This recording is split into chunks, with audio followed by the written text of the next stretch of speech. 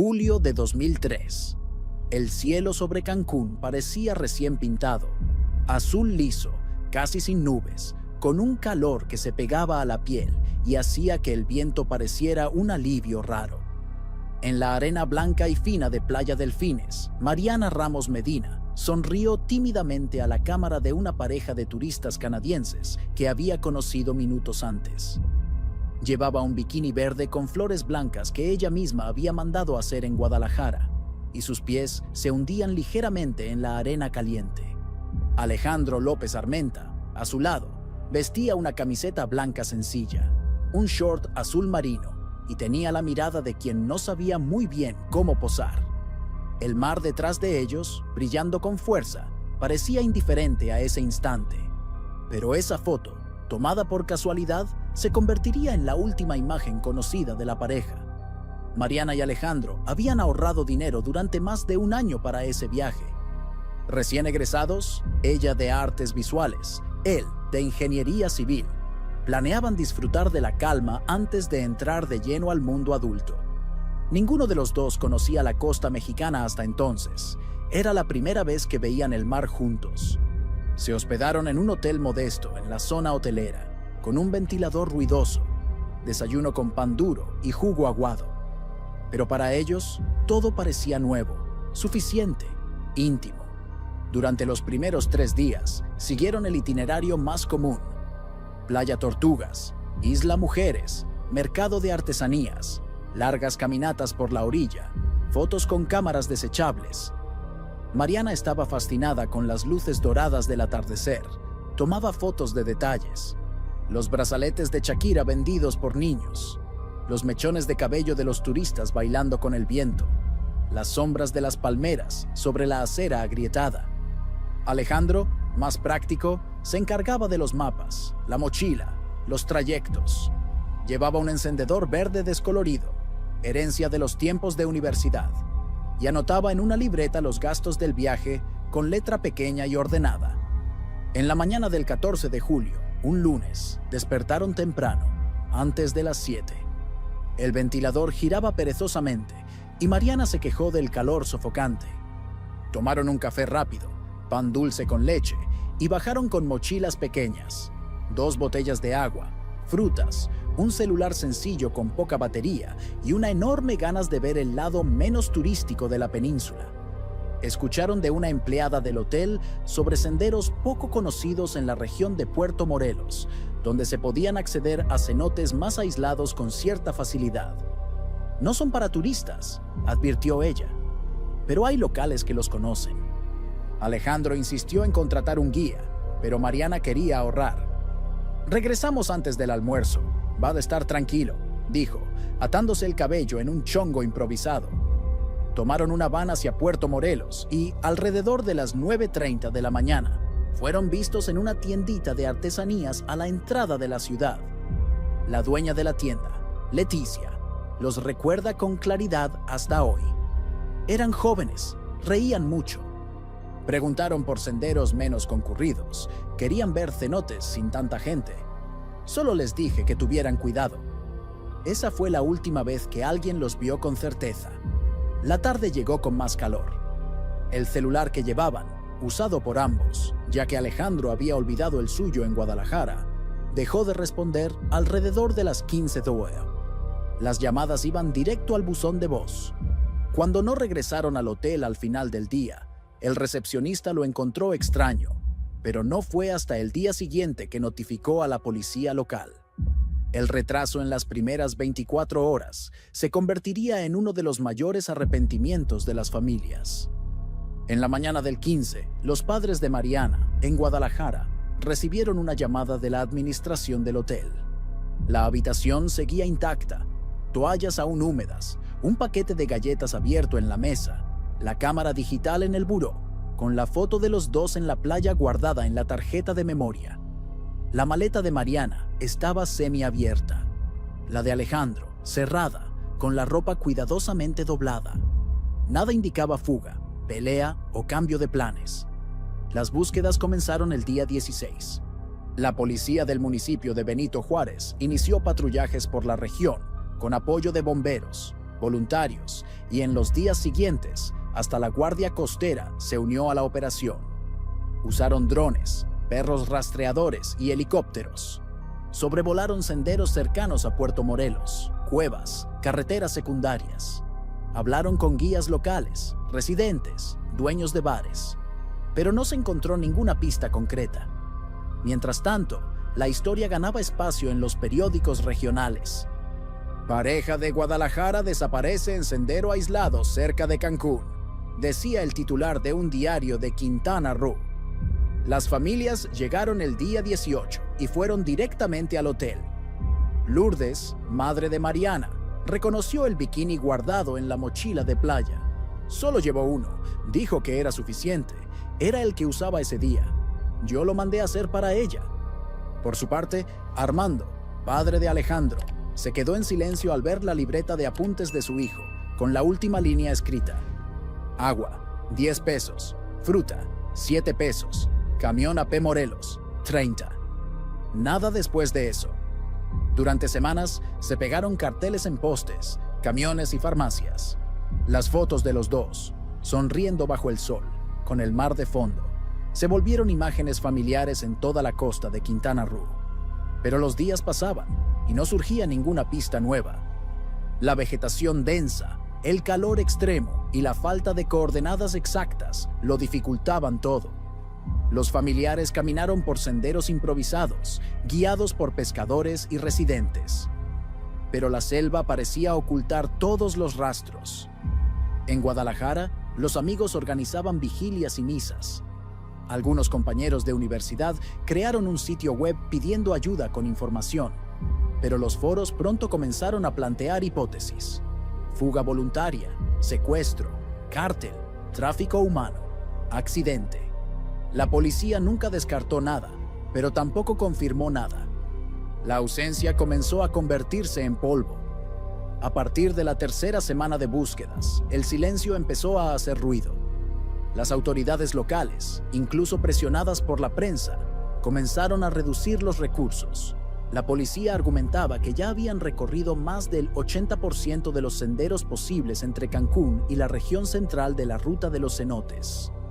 El terreno era traicionero, suelo calcáreo, con agujeros naturales, desniveles ocultos por raíces y cuevas húmedas escondidas bajo la selva densa. La zona no tenía cobertura celular y el calor hacía que cualquier búsqueda pareciera una travesía. Los padres de Mariana se negaban a irse. Rentaron un pequeño cuarto en una posada sencilla en Puerto Morelos y comenzaron a caminar todos los días por caminos de tierra, repartiendo volantes, mostrando fotos, preguntando a cualquiera que pareciera conocer la selva. Lourdes, siempre con un pañuelo cubriendo los hombros, hablaba con policías, pescadores, vendedores, cualquiera. Héctor, el padre, llevaba una libreta donde anotaba todo. Fechas, nombres, horarios, pequeños testimonios. La memoria falla, el cuaderno no, decía. Por su parte, Norma y Armando, padres de Alejandro, regresaron a Guadalajara tras 2 semanas, vencidos por el cansancio y la sensación de impotencia. No tenemos fuerzas para buscar en la selva, pero estamos haciendo presión desde aquí, declararon a los periódicos. Y lo hicieron. Movilizaron amigos, políticos locales, profesores de la universidad. Alejandro era muy querido entre sus compañeros.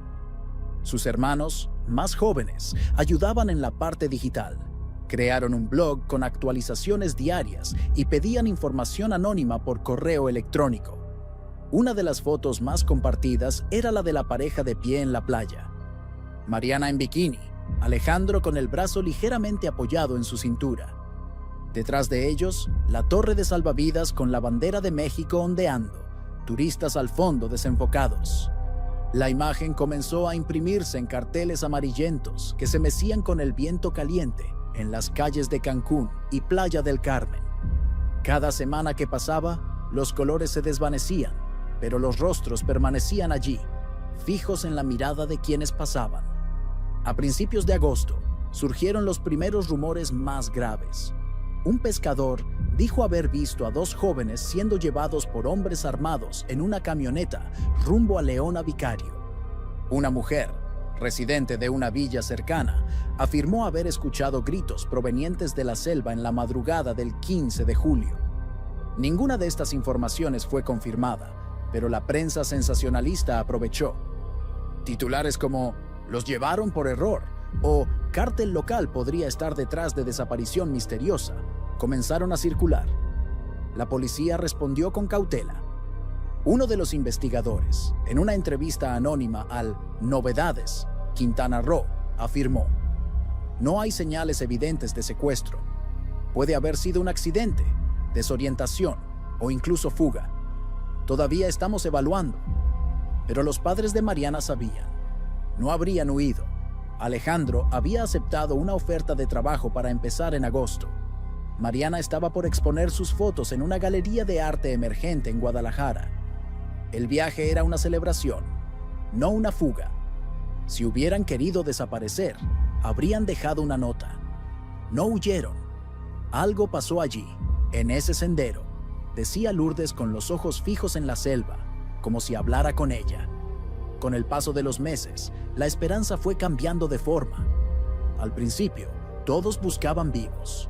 Luego, comenzaron a aceptar la posibilidad de encontrar solo vestigios, ropa, cualquier pista. Y ni eso apareció. La vegetación parecía tragarlo todo. Los helicópteros fueron retirados. Los perros ya no olfateaban nada nuevo. Los carteles se caían con la lluvia. Y el nombre de ellos comenzó a desvanecerse de los titulares. A finales de 2003, los periódicos ya no traían actualizaciones. Las búsquedas se volvieron voluntarias, llevadas a cabo solo por familiares y algunos residentes solidarios. Ernesto, un señor de 59 años que vivía solo cerca de la ruta de los cenotes, comenzó a explorar senderos por su cuenta. Exmilitar, conocía bien la región y se decía molesto con la forma en que el caso había sido archivado. Esos chicos no desaparecieron por arte de magia. Algo pasó allí, lo siento, y voy a buscar. Ernesto era metódico, anotaba coordenadas, mapeaba senderos, observaba cambios en el suelo. Llevaba consigo una vara de madera para sondear el terreno, un machete corto y una mochila con agua, sal y cigarros. En sus cuadernos registraba todo. Durante 5 años, realizó más de 40 exploraciones por la región, algunas solo, otras con amigos. Nunca encontró nada, pero tampoco se detuvo. Mientras tanto, en Guadalajara, los amigos de Mariana organizaban pequeñas exposiciones con las fotografías que ella había dejado guardadas en CDs. La más conocida era una imagen en blanco y negro de una sombra proyectándose sobre un muro agrietado, con la frase escrita debajo: "Hay ausencias que hablan más que los gritos". En 2008, 5 años después de la desaparición, el nombre de Alejandro fue incluido oficialmente en el Registro Nacional de Desaparecidos. La decisión fue administrativa, hecha por exigencia legal. Pero para Norma, su madre, fue un golpe. Firmar ese papel fue como aceptar que mi hijo se convirtió en estadística. Para Lourdes y Héctor, la búsqueda seguía viva. Cada año, en el mes de julio, regresaban a Cancún, pegaban carteles nuevos, rehacían el camino hasta Puerto Morelos, pasaban por la tienda de Leticia, repetían preguntas ya hechas 100 veces. Ya no buscaban a los dos, buscaban cualquier cosa. Y esa cosa llegaría, casi 6 años después, bajo una raíz reseca en el fondo de un cenote olvidado, donde el tiempo parecía haberse detenido. Si llegaste hasta aquí, es porque también sientes el peso de esos silencios. Suscríbete al canal para no perderte otras historias como esta, casos reales que fueron olvidados por años, pero que aún merecen ser escuchados. Ahora, sigamos. El verano de 2008 en Quintana Roo fue más seco de lo habitual. La humedad que solía marcar la selva de la región retrocedió, y algunas de las cuevas naturales, los cenotes más alejados de la ruta turística, comenzaron a mostrar niveles muy bajos de agua o incluso a secarse por completo. Fue este detalle, casi geográfico, el que cambió el rumbo de una historia que parecía ya archivada por la propia naturaleza. Ernesto Guerra, ahora con 59 años, mantenía su rutina voluntaria de exploración desde hacía casi 5 años. Nunca buscó reconocimiento, ni creía en teorías conspirativas. Decía que lo que lo movía era un fastidio viejo, una sensación de que alguien debía seguir mirando lo que los demás ya habían olvidado. Era solitario, hablaba poco, pero registraba todo con precisión.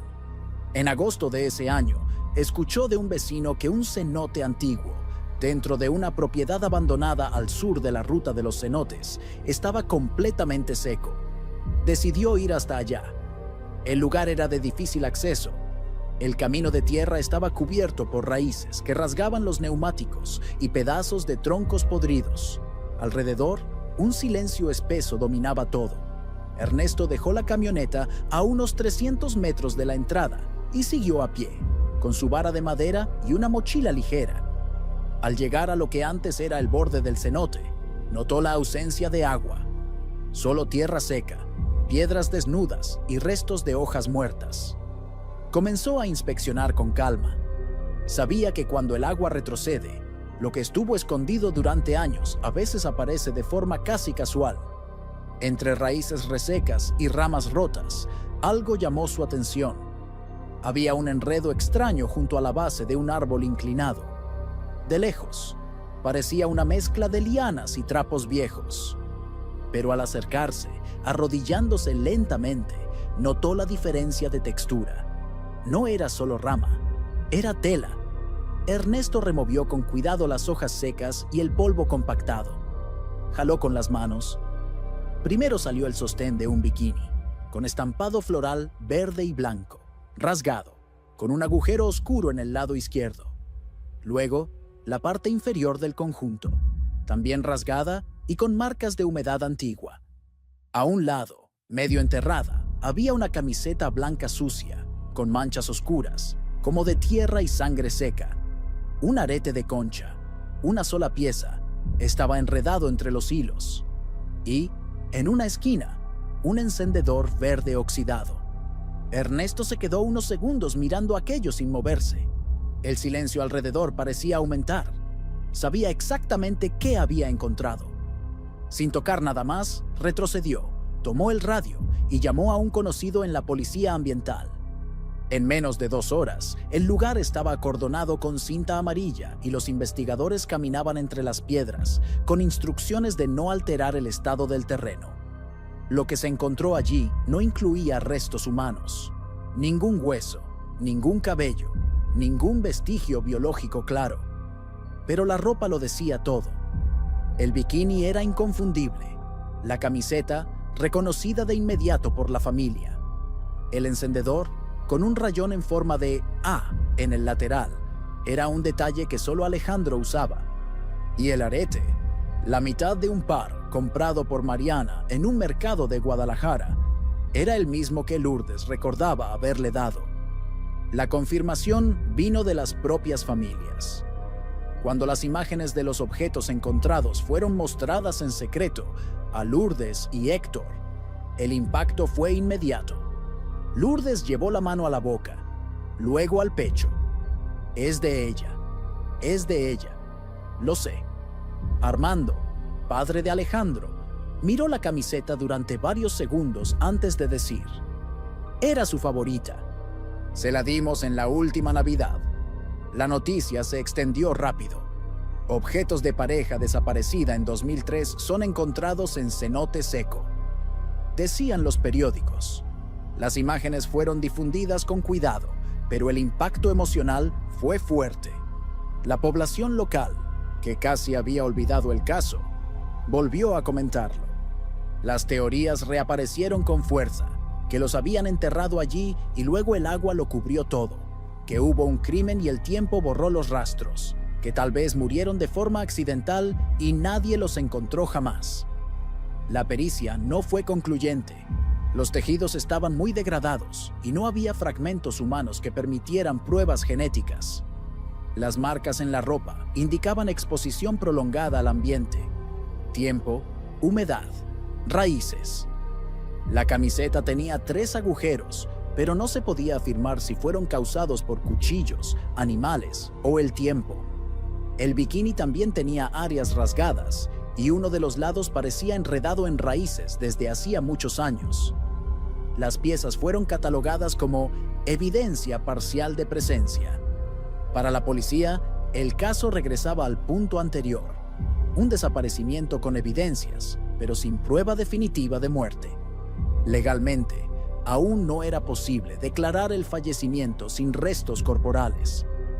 Pero para las familias, la realidad ya se había instalado. Lourdes volvió al lugar, con flores y un collar que Mariana usaba de niña. Pidió que dejaran los objetos allí por unas horas antes de llevarlos a análisis. Se sentó en una piedra cercana y lloró en silencio. No pidió justicia, solo pidió tiempo. La policía aisló la zona durante 72 horas, pero no encontró nada más. La vegetación parecía tragarse cualquier otra posibilidad. Después de eso, la propiedad fue nuevamente cerrada. Pero las familias pidieron algo simple: un memorial, un espacio pequeño, con una cruz de madera y una frase pintada por uno de los hermanos de Alejandro. Aquí no hay olvido, solo preguntas. La ausencia ahora tenía un lugar. El pequeño memorial fue montado 2 semanas después del hallazgo, en un sábado de cielo nublado y suelo seco. El sol fuerte de agosto ya había retrocedido un poco, pero el calor persistía bajo las piedras blancas que rodeaban el antiguo cenote. Lourdes llegó temprano, con flores amarillas compradas en el mercado de Puerto Morelos. Héctor cargaba un pequeño banco de madera y un sobre con cartas que Mariana había escrito en la adolescencia, guardadas durante años en una caja de zapatos. Norma y Armando vinieron de Guadalajara en coche, en un viaje silencioso de casi 30 horas, trayendo un marco con la foto de Alejandro, la misma de su cumpleaños de 25 años, en la que aparece sonriendo frente a un pastel con velas azules. La cruz de madera, sencilla y sin acabado, fue fijada en el borde del agujero seco, donde las piedras se acumulaban como una boca que nunca se cerraba. El nombre de los dos no fue pintado. En cambio, pusieron solo la frase que el hermano de Alejandro sugirió: aquí no hay olvido, solo preguntas. Escrita a mano con tinta negra, irregular, pero firme. Durante toda la mañana, no hubo discurso ni ceremonia. Solo los 4 sentados allí, bajo la sombra de un árbol con ramas torcidas, mientras el viento traía el olor de tierra y hojas secas. Lourdes leyó en voz baja una de las cartas de Mariana, fechada en 1996. Hoy vi a Alejandro por primera vez sin lentes. Me pareció más guapo. Héctor sostenía una botella de agua en las manos, sin beber, como si fuera una ofrenda inmóvil. Norma, con los ojos hinchados, rebuscaba en los bolsillos, sacando y guardando un pañuelo, como si quisiera encontrar algo que no estaba allí. Luego, se fueron sin decir cuándo regresarían. La noticia del memorial circuló poco, solo en blogs y foros que aún seguían el caso. Pero entre los residentes de la región, el lugar pasó a ser conocido como el Pozo del Silencio. Algunos decían sentir escalofríos al pasar por allí, otros juraban haber escuchado pasos o voces. Ernesto, que seguía visitando el área de vez en cuando, siempre se reía de esas historias. No hay nada de fantasmas allí. Lo que asusta es lo que no se sabe. En la casa de los padres de Mariana, en Guadalajara, la rutina cambió. El cuarto de ella fue vaciado con calma, sin prisa. Lourdes empacó la ropa poco a poco, dejando fuera solo el vestido amarillo que Mariana usaba en su cumpleaños de 20 años. Permaneció colgado detrás de la puerta durante más de 2 años. Las cámaras fotográficas fueron donadas a una escuela pública y los negativos, guardados en sobres de plástico, fueron digitalizados por un sobrino. En la familia de Alejandro, el impacto fue más interno. Armando volvió a fumar. Norma comenzó a evitar conversaciones largas. El marco con la foto de su hijo fue colocado sobre un mueble en la sala, junto a una vela que ardía siempre los días 14. Los hermanos de Alejandro, ahora adultos, evitaban el tema. Uno de ellos, Felipe, dijo en una entrevista para un podcast local: mi hermano desapareció 2 veces, la primera en la selva, la segunda en el silencio. Las autoridades cerraron formalmente la investigación a principios de 2009.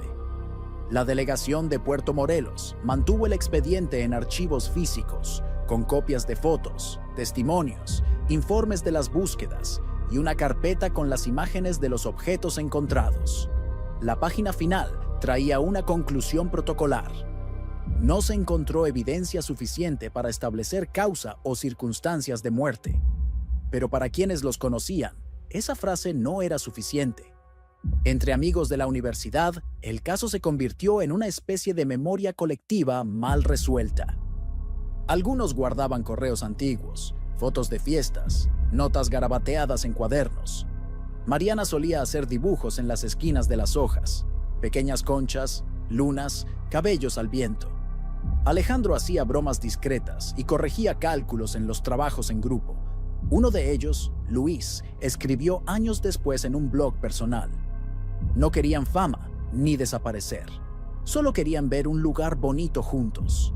La ausencia se volvió parte del paisaje de quienes se quedaron.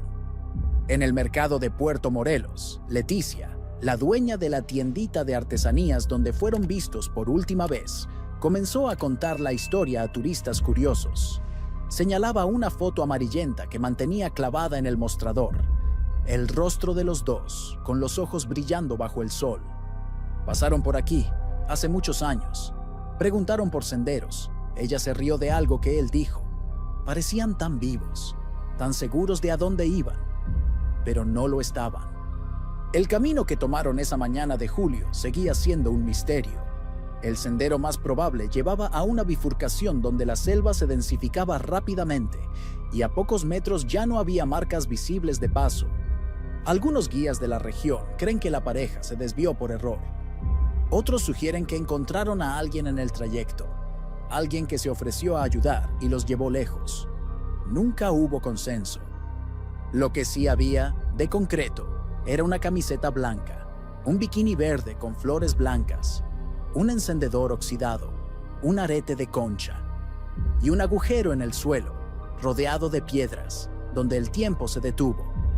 En julio de 2009, exactamente 6 años después de la desaparición, las dos familias regresaron al memorial. Encontraron cartas dejadas allí por desconocidos. Una de ellas, escrita en papel doblado con cuidado, decía: no los conocí, pero paso por aquí cada semana. No sé qué les pasó, pero sí sé que no están olvidados. Durante los meses siguientes a la última visita al memorial, la vida de las familias de Mariana y Alejandro fue reconfigurándose poco a poco. No por voluntad, sino por necesidad. La ausencia de los dos ya no era noticia, ni generaba búsquedas, ni movilizaba los foros como antes, pero seguía allí, como una piedra dentro del pecho, invisible por fuera, pero imposible de ignorar por dentro. Lourdes comenzó a trabajar medio tiempo en una escuela pública del barrio, donde ayudaba a niños con actividades de lectura. Decía que necesitaba ocupar las mañanas, que el silencio de la casa la debilitaba.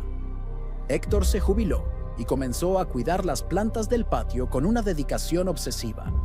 Plantó hibiscos rojos, los mismos que Mariana fotografiaba en los jardines de Guadalajara, y colocó pequeñas placas de madera con nombres de flores junto a cada maceta, como si eso fuera una forma de preservar la memoria. En la casa de los López Armenta, el escenario era otro. Norma se quedaba más dentro del cuarto y evitaba salir sola. Armando hablaba poco, pero mantenía una carpeta con todos los recortes de periódicos, impresiones de blogs, correos de voluntarios.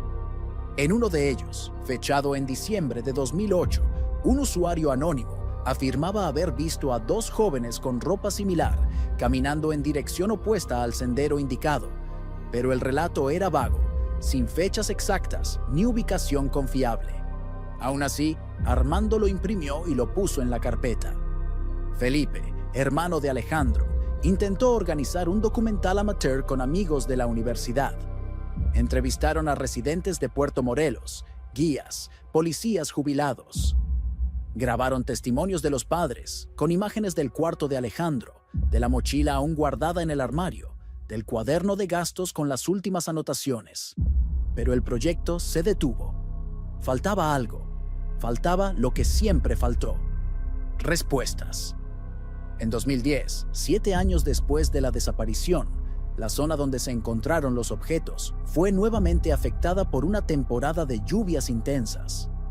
La vegetación creció de forma descontrolada, cubriendo senderos, hundiendo piedras y borrando cualquier rastro que aún pudiera existir. El cenote seco volvió a retener agua durante algunas semanas, lo que imposibilitó cualquier nuevo análisis del suelo. Los peritos de la época ya habían declarado: el lugar estuvo expuesto por mucho tiempo. Cualquier evidencia orgánica posible fue destruida por el clima, insectos y raíces. Pero para Ernesto, eso no bastaba. A los 61 años, con menos vigor en las piernas y más dolores de espalda, seguía explorando áreas cercanas, anotando en cuadernos lo que veía. Cambios en la vegetación, senderos abiertos por animales, marcas de neumáticos antiguas. Nunca buscó fama, pero un periodista local comenzó a acompañarlo en algunas de esas caminatas, grabando fragmentos para un canal independiente. En el video más visto, Ernesto se detiene frente al memorial y dice: "No los conocía, pero sé que no fue accidente. La selva no desaparece a la gente de ese modo. Si desaparecieron aquí, fue porque alguien lo quiso". El video generó controversia. En los comentarios surgieron nuevas especulaciones, que pudieron haber sido confundidos con alguien, que tal vez presenciaron algo que no debían, que fueron víctimas de gente que conocía bien los caminos. Nada de eso, sin embargo, fue investigado formalmente. El caso seguía archivado como desaparición sin circunstancias definidas. En 2011, una decisión judicial permitió a las familias realizar el reconocimiento simbólico de fallecimiento, basado en las evidencias encontradas y el tiempo transcurrido.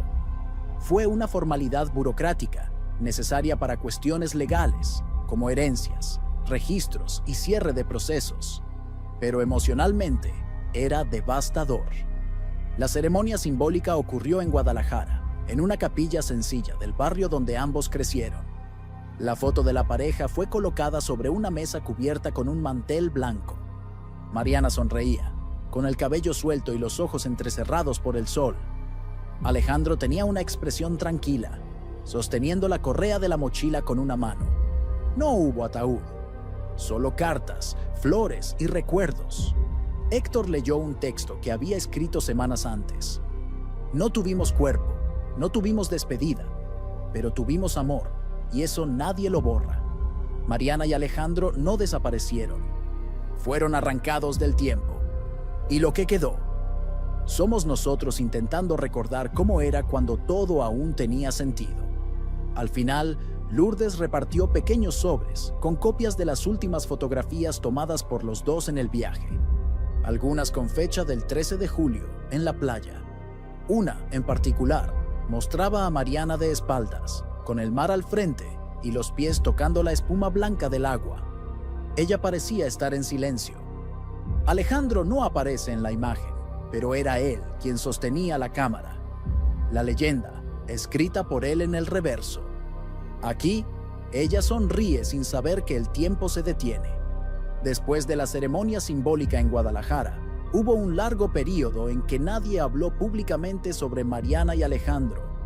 Las familias volvieron a la rutina, pero con la certeza silenciosa de que nada sería como antes. Lourdes guardó las copias de las fotos del viaje en una caja de madera, forrada con tela blanca. Escribió el nombre de su hija en la tapa con pluma dorada, como si fuera un relicario. A un lado, mantuvo el collar de chaquiras que Mariana usaba de niña y una de las conchas que había traído de su primer viaje a la playa con la escuela. Héctor comenzó a caminar todos los días antes del amanecer. Hacía el mismo trayecto, 4 cuadras hasta el parque del barrio y de regreso. Decía que le gustaba el sonido de los primeros pájaros y el olor de la tierra húmeda en las mañanas frías. A veces se detenía en un banco, miraba el cielo y anotaba frases en un cuadernito marrón. Algunas semanas después, comenzó a dejarlas en pequeños sobres en los buzones de escuelas públicas. Nunca escribió remitente. Era solo una forma de seguir hablando con alguien que ya no estaba. En la casa de los López Armenta, el marco con la foto de Alejandro seguía en el mismo lugar, pero la vela ya no se encendía con tanta frecuencia. Norma se dedicó a la costura, rehaciendo ropa vieja y donándola a albergues. Armando volvió a trabajar como contador autónomo, más por necesidad emocional que financiera. Los hermanos de Alejandro poco hablaban del tema, pero cada uno lo enfrentaba a su manera. Felipe, el mayor después de Alejandro, seguía escribiendo esporádicamente en el blog creado años antes. En uno de los textos, publicado en 2012, escribió: «Hay días en que pienso que mi hermano solo salió y nunca regresó, como si estuviera atrapado en una carretera, en un cruce que no podemos ver. Y nosotros nos quedamos aquí, esperando un regreso que el tiempo ya borró del mapa». Mientras tanto, el memorial junto al cenote seco resistía el paso de los años. Ernesto seguía visitando el lugar, limpiando hojas, recolocando la cruz cada vez que los vientos fuertes la derribaban. En una de las visitas, encontró un billete dejado por alguien desconocido. Estaba doblado con cuidado, protegido por una pequeña piedra. Este lugar es silencio, pero también es memoria, que nunca dejen de recordar.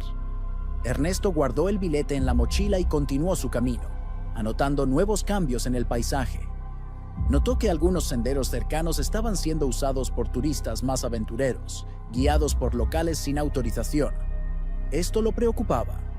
Sabía que la presencia humana podía alterar lo poco que aún quedaba allí. Marcas en el suelo, vestigios casi borrados, evidencias que el tiempo aún no había tragado por completo. En 2013, un grupo independiente de periodistas investigativos contactó a las familias. Querían hacer una serie documental sobre desapariciones no resueltas en la región de Quintana Roo. El caso de Mariana y Alejandro fue incluido como uno de los episodios centrales. Las entrevistas fueron hechas con delicadeza y los testimonios revelaron capas que no todos conocían. La infancia de los dos, cómo se conocieron en la universidad, los planes interrumpidos, las promesas que nunca se cumplieron. Lourdes habló sobre el día en que Mariana fue aceptada en la carrera de artes visuales. Lloró cuando vio su nombre en la lista. Era lo que quería desde pequeña. Dibujaba en las paredes, en las ventanas empañadas, en las servilletas. Héctor contó que Alejandro solía visitar su casa los domingos por la tarde, llevaba jugo y ayudaba a arreglar cosas en el patio. Era un buen chico, callado, pero firme. Sabíamos que iba a cuidar bien de ella. Las imágenes del documental mostraban las fotos del viaje, el cuarto de Mariana, los cuadernos de Alejandro, el memorial en el cenote seco. Cuando se emitió, generó conmoción entre quienes aún recordaban el caso. Surgieron comentarios emocionados en foros antiguos y algunos residentes de la región volvieron a hablar de los dos. Leticia, la dueña de la tienda de artesanías, fue entrevistada y dijo con voz temblorosa: «Los vi por pocos minutos, pero no olvidé. Uno siente cuando ve a gente que se ama de verdad». El episodio reavivó teorías, hipótesis, sospechas. Pero no surgió ninguna pista nueva. Nada que cambiara el rumbo de los hechos. La desaparición seguía como siempre estuvo, envuelta en preguntas sin respuesta. Aún así, algo cambió. En la escuela donde Lourdes trabajaba, una alumna del último año presentó un trabajo sobre desapariciones en México. Al final, puso la foto de Mariana con la frase: «Para mí, ella representa a todas las que se fueron sin despedirse». En Puerto Morelos, Ernesto comenzó a encontrar más flores en el memorial. Algunas frescas, otras ya secas. Mensajes escritos en papeles improvisados, recortes de periódicos, velas pequeñas. El lugar se convirtió en un punto de memoria silenciosa, un espacio donde la ausencia era recordada sin necesidad de explicarse. La cruz, de madera sencilla, seguía de pie. La frase escrita en ella ya comenzaba a desvanecerse con el tiempo, pero aún era posible leer: «Aquí no hay olvido, solo preguntas». Y tal vez eso era lo que más dolía. Lo que quedó no fueron respuestas, fueron las preguntas. En el segundo semestre de 2014, poco más de un año después de la emisión del documental independiente, una secuencia de pequeños eventos volvió a poner el nombre de Mariana y Alejandro en circulación. No como caso reabierto oficialmente, sino como un eco persistente entre aquellos que aún sentían el peso de no saber. Todo comenzó con un comentario dejado anónimamente en el foro virtual donde Felipe, hermano de Alejandro, mantenía actualizaciones esporádicas. El usuario se identificaba solo como JD Ruta 36 y decía haber participado en caminatas turísticas no oficiales por la región de la Ruta de los Cenotes en 2003 y 2004. Según él, había al menos 2 trayectos que cruzaban la propiedad abandonada donde estaba el cenote seco, y que uno de los guías de la época mencionaba una pareja que nunca regresó. Felipe respondió con cautela. Pidió más detalles, nombres, cualquier referencia. Pero JD Ruta 36 desapareció del foro días después. La cuenta fue desactivada y los datos de registro no llevaron a ninguna identidad verificable. Aún así, Felipe compartió la información con Ernesto, quien retomó exploraciones por áreas periféricas de la propiedad. A pesar de la vegetación espesa y el tiempo pasado, encontró un detalle que llamó la atención: marcas rectas en el tronco de un árbol, a unos 200 metros del cenote, como si alguien hubiera intentado hacer señalizaciones de orientación. Las marcas, según Ernesto, eran antiguas, hechas con un objeto cortante, ya desgastadas por el tiempo.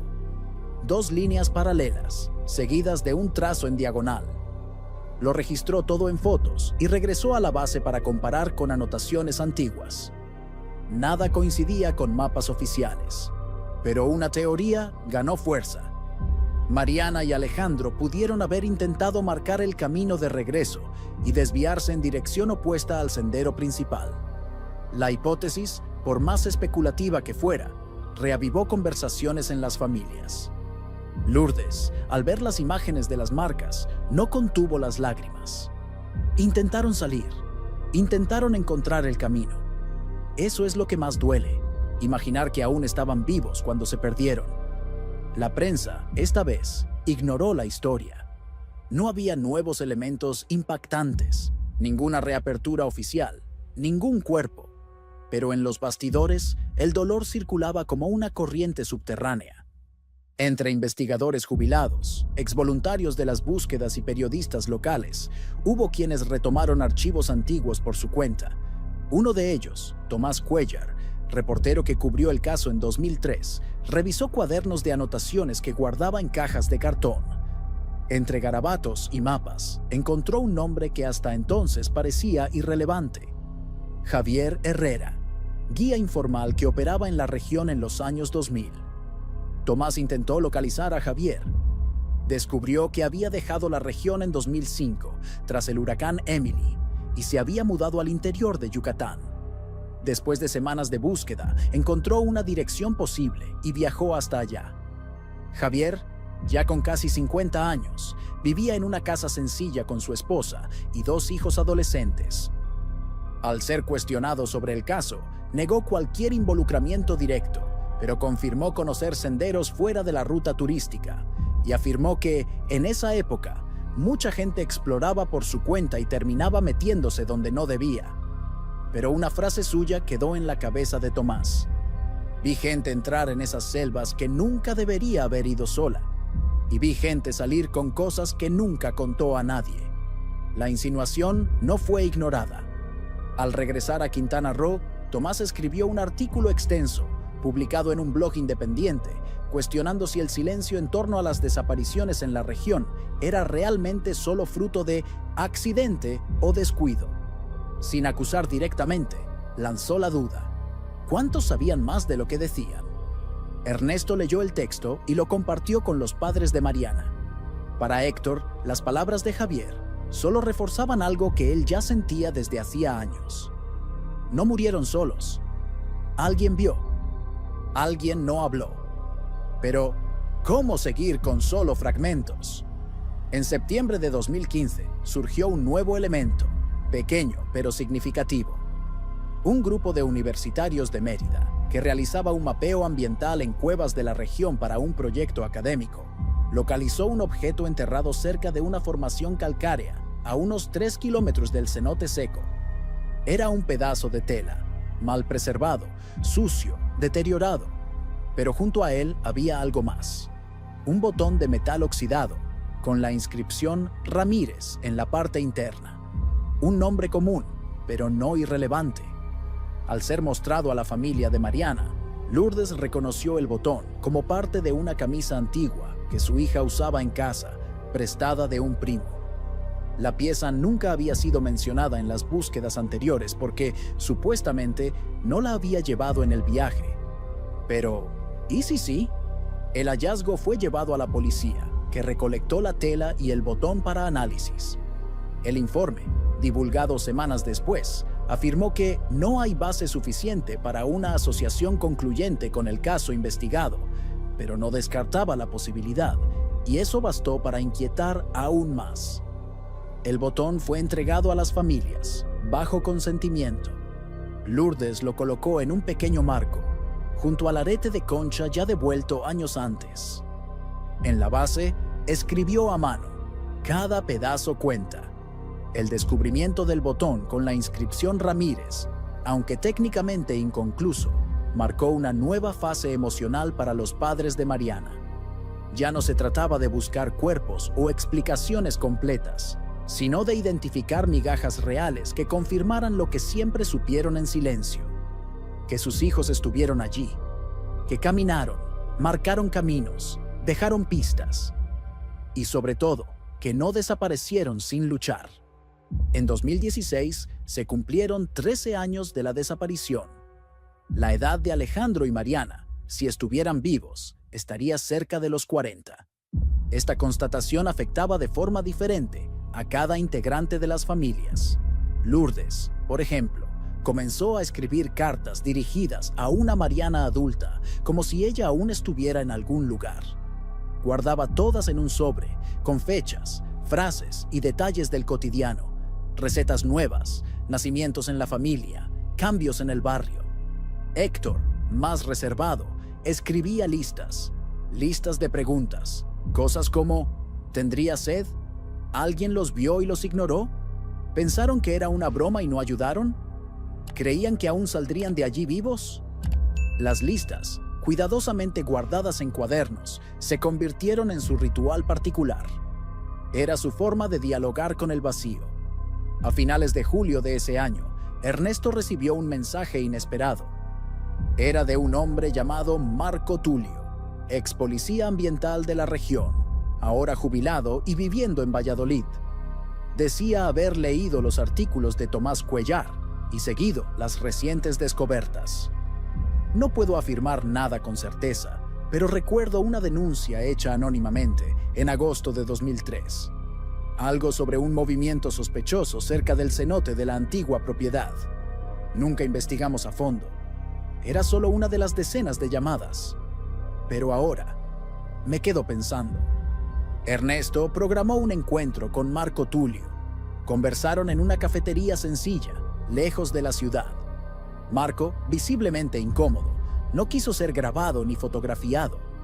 Dijo que en esa época había poca estructura para verificar todas las pistas, que muchos reportes llegaban demasiado tarde, que había áreas que simplemente se ignoraban por falta de recursos, y que, sí, recordaba un relato específico sobre una camioneta blanca estacionada cerca de la entrada de la propiedad, 2 días después de la desaparición.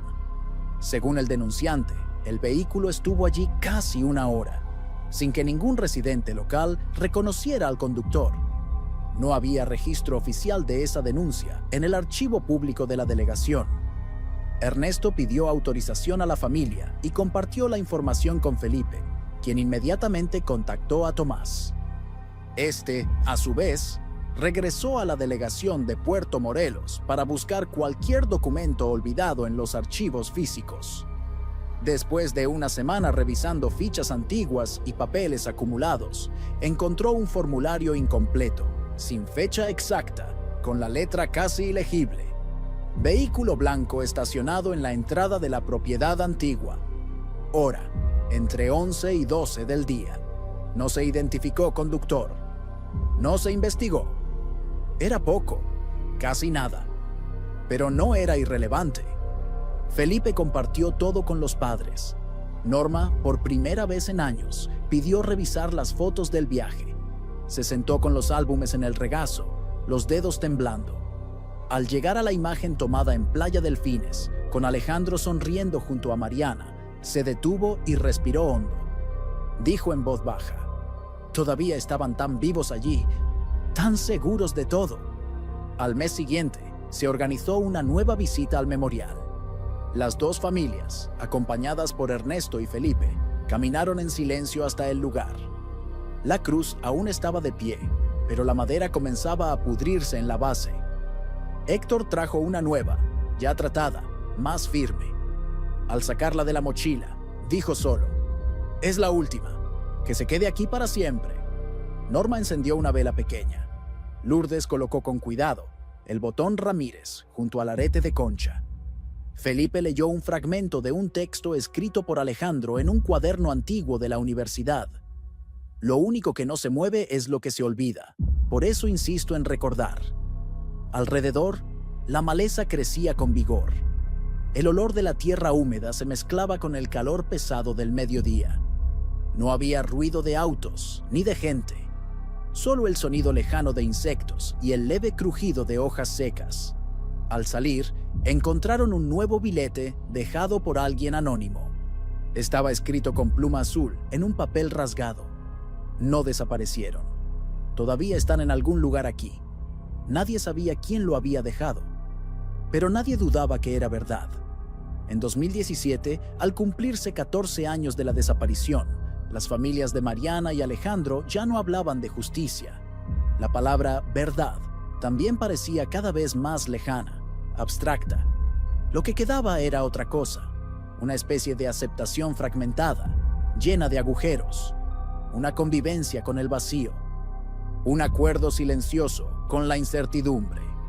Lourdes ya no visitaba el memorial con tanta frecuencia, pero escribía semanalmente en un cuaderno azul oscuro. En él registraba lo que llamaba pensamientos para cuando alguien los lea. Escribía como si hablara con su hija, pero también con cualquier persona que algún día encontrara esos textos. Uno de los fragmentos decía: si alguien lee esto alguna vez, quiero que sepa que no eran solo una noticia. Mariana le tenía miedo a los sapos y Alejandro tocaba la guitarra, aunque nunca aprendió de verdad. Eran personas completas y fueron arrancadas del tiempo. En Puerto Morelos, Ernesto fue internado con problemas cardíacos. Los médicos le aconsejaron detener las exploraciones, pero él solo respondió con un gesto de cabeza. Sabía que su tiempo también se estaba agotando y había un sendero que aún no había explorado, una vereda estrecha a la izquierda de la bifurcación principal, que según antiguos residentes llevaba a un pozo de agua casi siempre seco. Decían que nadie pasaba por allí desde hacía décadas. Aún debilitado, organizó una última salida con la ayuda de un sobrino, quien lo acompañaba y cargaba los suministros. Llegaron hasta la mitad del camino, pero la vegetación era demasiado espesa. El sol fuerte, el calor sofocante y su propia edad lo hicieron retroceder. Sentado en una piedra, mirando la maleza adelante, dijo solo: la respuesta podría estar allí, o no, pero no voy a morir sin intentarlo de nuevo. En ese mismo año, Tomás Cuéllar publicó un reportaje de larga duración, con foco en desapariciones no resueltas en el sur de México. Dedicó un capítulo entero al caso de Mariana y Alejandro, titulado Lo que no se encontró. El texto, publicado en una edición impresa limitada, fue distribuido entre escuelas, bibliotecas comunitarias y organizaciones civiles que trabajaban en la búsqueda de desaparecidos. Era un intento de transformar el dolor en memoria pública. El capítulo trazaba una línea del tiempo minuciosa, desde los primeros días del viaje, con las fotos en la playa, la ropa mencionada, los horarios anotados, hasta el momento del hallazgo de los objetos. Mapas ilustraban posibles rutas, hipótesis de fuga, accidentes y teorías de intervención humana. Pero al final, el texto no ofrecía respuestas, solo preguntas. ¿Qué pasa cuando no se encuentra nada? ¿Qué clase de justicia puede existir para quienes solo dejaron ropa en el camino? En la escuela donde Lourdes trabajaba, una profesora de secundaria leyó ese fragmento en el salón. Preguntó a los alumnos qué significaba justicia en casos así. Una alumna respondió, que al menos alguien siga recordando. Otra escribió una redacción titulada El bikini verde y el silencio. En 2018, al cumplirse 15 años de la desaparición, los padres decidieron realizar una misa en la iglesia del barrio.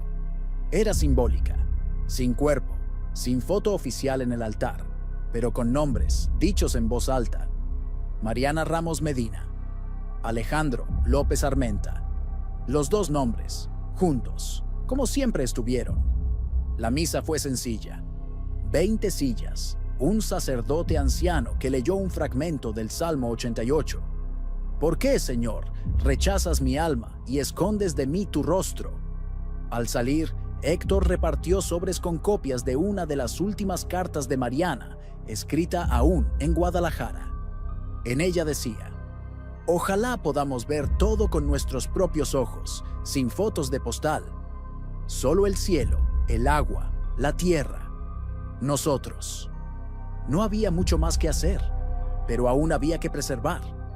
A finales de ese año, Felipe inició un proyecto digital llamado Mapa de Ausencias, una plataforma interactiva con puntos marcados donde personas desaparecieron en México, incluyendo objetos encontrados, testimonios de familiares, senderos probables. El caso de Mariana y Alejandro fue uno de los primeros insertados, con imágenes detalladas de los objetos, fragmentos de los diarios de los padres y mapas actualizados de la región. En pocas semanas, el sitio recibió miles de visitas. Personas de otros estados escribieron compartiendo historias similares. Una mujer de Chiapas escribió: ver este mapa es como ver el rostro de mi hijo otra vez. Una abuela de Veracruz dijo: mi nieto desapareció a los 17. Nadie habla de eso ya. Pero yo recuerdo. La plataforma no era una solución, pero era un faro. Una forma de mantener las preguntas encendidas. Al final de la página dedicada a la pareja, Felipe escribió: no hay desenlace, no hay justicia, pero hay memoria. Y mientras exista, no estarán del todo perdidos. Y tal vez era eso, seguir diciendo los nombres, seguir caminando por los senderos, incluso cuando no llevan a ningún lado. En 2019, Ernesto murió en su casa, durmiendo, en una tarde de noviembre sofocante. El calor de ese año fue asfixiante y los médicos ya habían advertido que su corazón estaba demasiado débil para soportar cualquier esfuerzo mayor. El día antes de su muerte, había escrito 3 líneas en el cuaderno que guardaba junto a la cama. Fui hasta donde pude. No encontré todo, pero dejé marcas. El funeral fue discreto. Asistieron pocos familiares y algunos residentes de la región. Pero lo que llamó la atención fue lo que encontraron en su taller improvisado. Una pared entera cubierta por mapas dibujados a mano, con anotaciones en tinta roja y negra, fechas, distancias, símbolos. En el centro, en letras grandes, Ruta posible, 14 de julio de 2003. Era la reconstrucción más completa hecha hasta entonces del camino probable recorrido por Mariana y Alejandro ese día, basada no en documentos oficiales, sino en huellas en la maleza, relatos dispersos, presiones del suelo, marcas olvidadas. Felipe fue a Puerto Morelos tras el fallecimiento de Ernesto. Conversó con el sobrino que lo acompañaba en las últimas exploraciones y recibió, con lágrimas en los ojos, los cuadernos, mapas y registros. Pasó semanas digitalizándolos. Luego, integró los datos a la plataforma Mapa de Ausencias.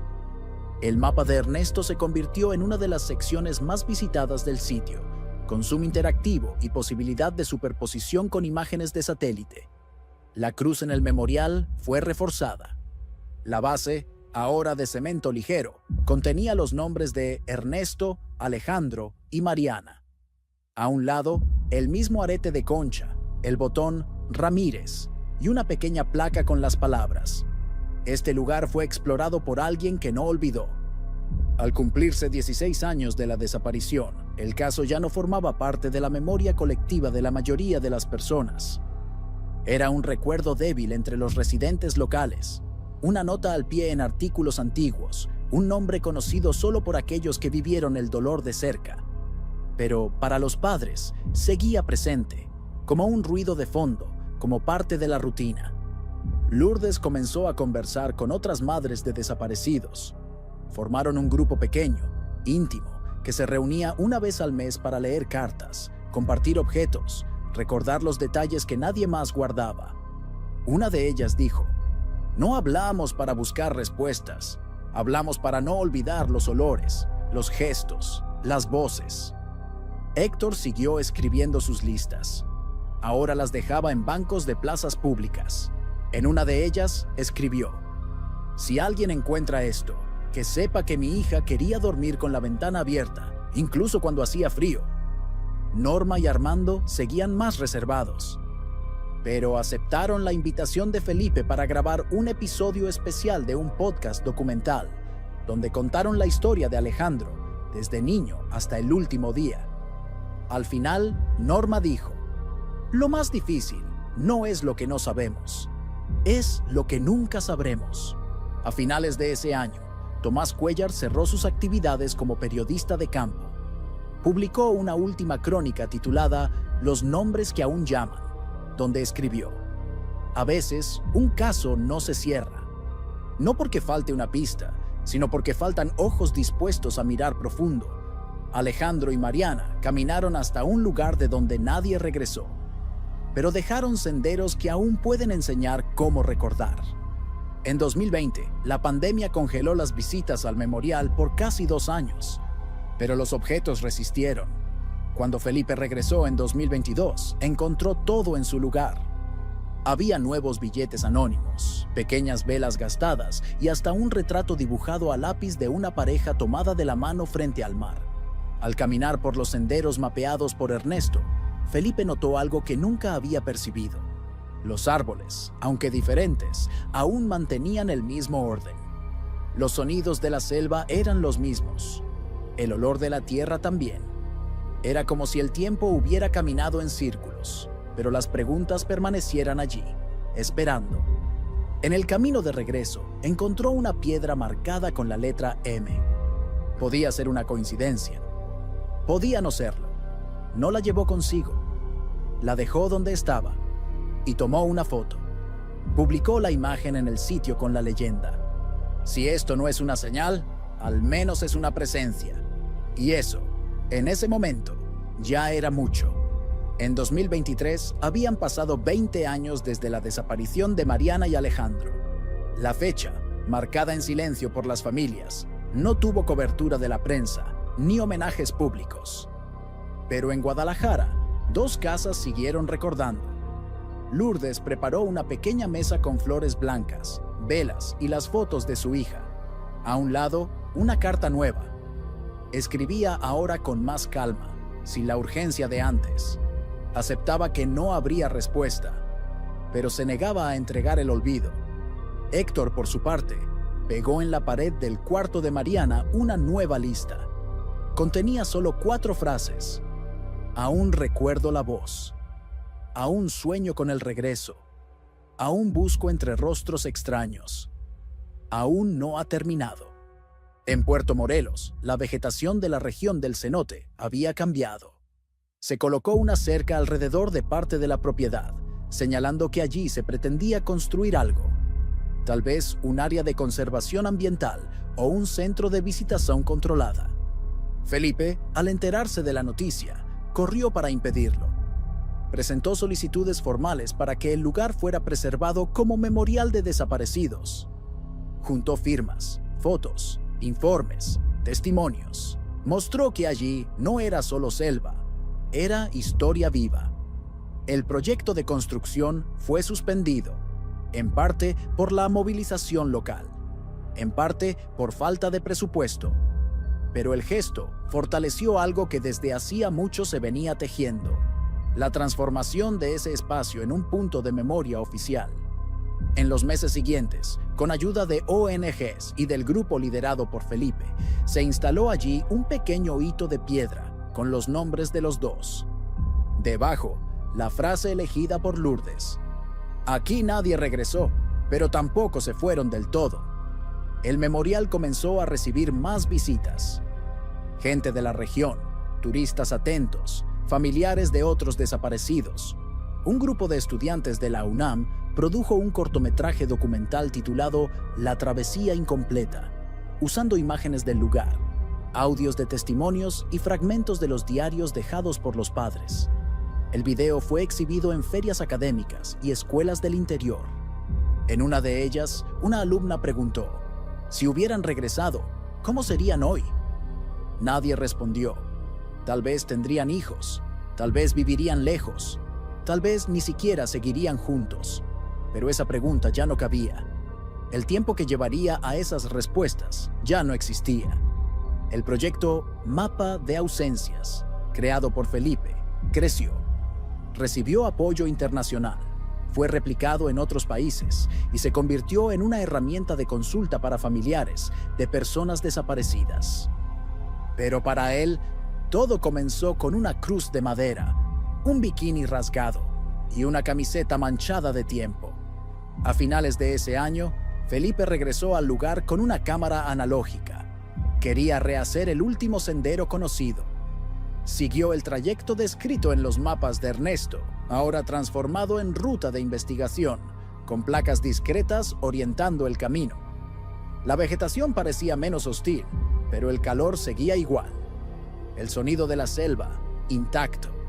La soledad, también. En cierto punto, se detuvo. Escuchó lo que pensó que era agua corriendo, pero era solo el viento entre las hojas. Se sentó en una piedra. Sacó del bolsillo una carta escrita por Alejandro, que había sido guardada por su madre. Leía: hay caminos que parecen olvidados, pero en realidad solo están esperando pasos nuevos. Leyó despacio. Luego guardó y siguió caminando.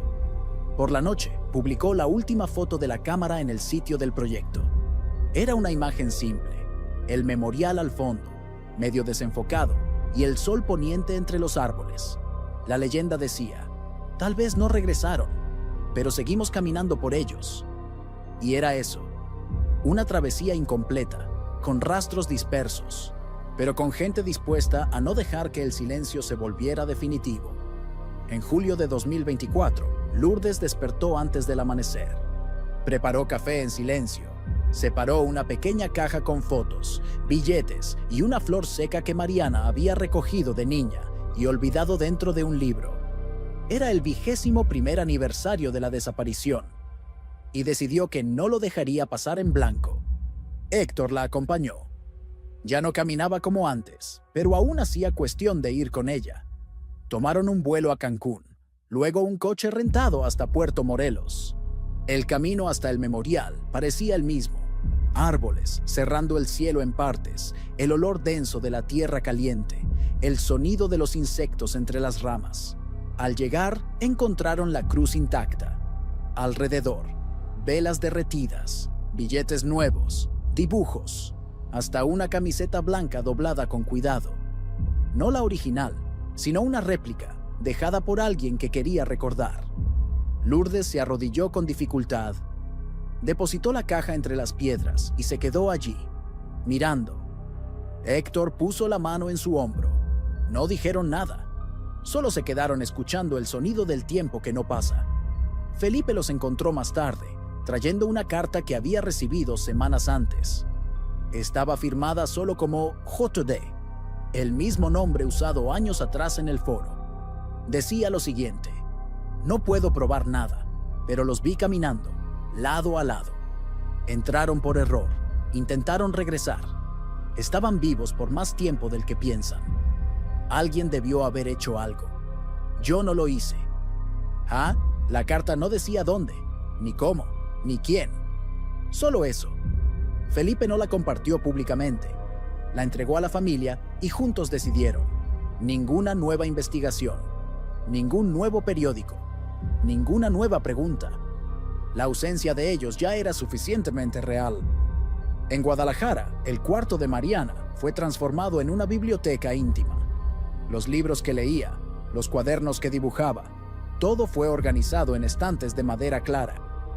El marco con la última foto, tomada en la playa, fue colocado en el centro, bajo una luz suave. En la casa de los López Armenta, el marco de Alejandro ahora reposa en un estante, entre libros de ingeniería y álbumes de fotografía. Armando, cada vez más callado, pasa las mañanas leyendo periódicos viejos. Norma, a veces, enciende una vela sin decir por qué. La historia de Mariana y Alejandro no se convirtió en serie, ni libro, ni documental exitoso, pero sigue siendo contada en salones de clases, foros olvidados y caminatas solitarias por senderos donde casi nadie pasa. Las teorías continúan: accidente, crimen, error. Pero ninguna importa más que esto: estuvieron aquí. Y alguien aún recuerda. Un último billete, dejado recientemente en el memorial, dice: no los encontré a los dos, pero encontré algo de mí en esta búsqueda. Y tal vez sea esa la respuesta más cercana a la verdad. El desaparecimiento de alguien no es solo ausencia física. Es un agujero abierto en quién se queda. Un mapa que nunca se completa, pero que aún guía pasos. Hoy, en ese sendero olvidado entre Cancún y Puerto Morelos, el sol aún sale de la misma manera. La tierra aún huele igual. El silencio aún pesa. Pero allí, entre piedras y raíces, quedó marcada para siempre la memoria de dos jóvenes que solo querían ver el mundo juntos. No regresaron, pero tampoco se fueron del todo. Si llegaste hasta aquí, sabes el peso que es seguir viviendo con preguntas sin respuesta. Esta historia no tuvo justicia ni conclusión clara, pero tuvo memoria. Y a veces eso es todo lo que queda. Suscríbete al canal y comparte esta historia con alguien que también siente el silencio de los que no regresaron. Hay muchos nombres como Mariana y Alejandro, dispersos en senderos, desiertos, ciudades, y mientras sean recordados, no estarán solos.